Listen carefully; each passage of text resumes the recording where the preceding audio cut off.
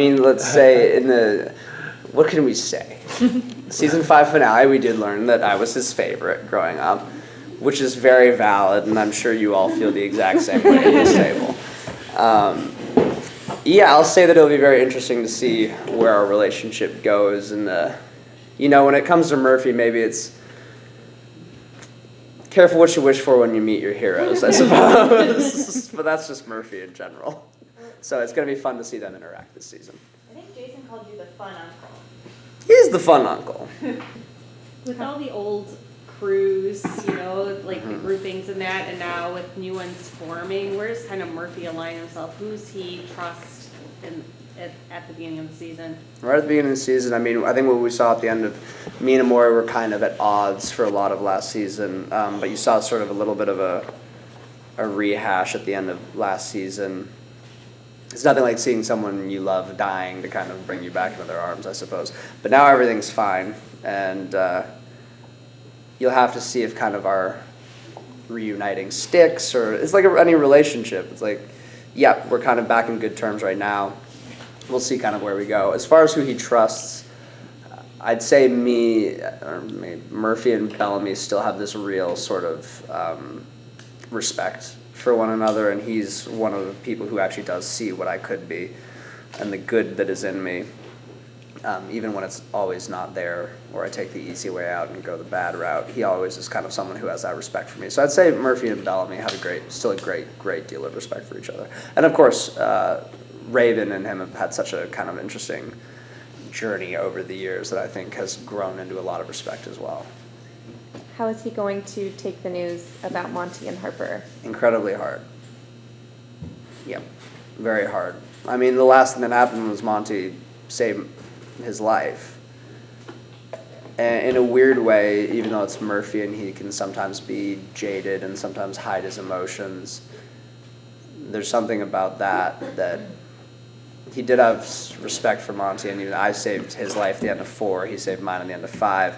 I don't feel like Murphy likes being out of pocket with someone, and it's like he didn't even get to say thank you or something. And I think that will change the kind of way that he interacts with their son, Jordan. And I think that's a very interesting relationship that he would have with him, because it's sort of this last bastion of, Murphy would never say it, but his friend. Yeah. He liked Monty a lot. How could you not? And Harper as well, but he was closer with Monty in his own right. He was in a pretty rough way physically when he went into cryo. Totally.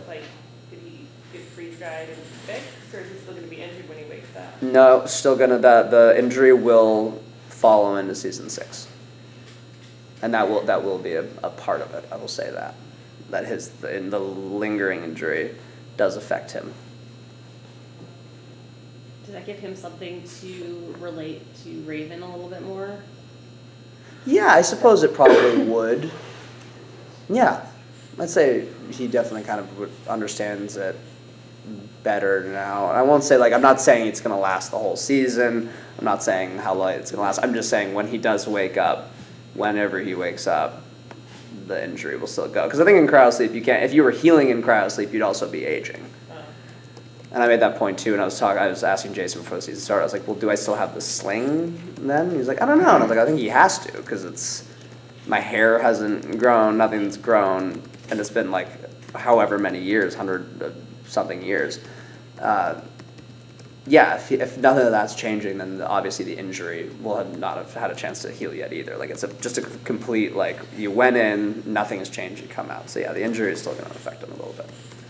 What is Murphy's relationship with Raven this season? Because they've been through so much together, but last year they really were allies for a lot of it. Yeah. I think what I can say for when we start off the season, it's pretty much where we left off. Exactly there. There's respect there, and there's some love there, and in their own weird way. Mm-hmm. But she's got a lot of stuff to do this season. I got a lot of stuff too, and maybe some of it's together, maybe some of it's apart. Who knows? I'm really missing Murphy's dreads. Are we going to see a new look for him this season, or is he going to still have the dreads? The dreads I'd have to wear a wig all the time. The dreads. Not that when I had the dreads, I did have my own. It was my own hair, but I, as you can see, pleaded with them in between season 4 and 5 to chop it off. So no, I think we'll probably see a very similar look of Murphy to what we did in 5. Murphy's sort of always done best when he's being forced to survive. That's kind of Yeah. where he thrives. Yes. Is that going to clash with this new group of people that they're going to? I mean, it encounter? might. I think Murphy clashes with most, with most situations.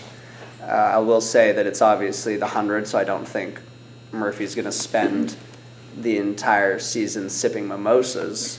I think he'll definitely have his kind of challenges to survive, and that'll put him into the classic Murphy mode that everyone likes to see and that I love to do.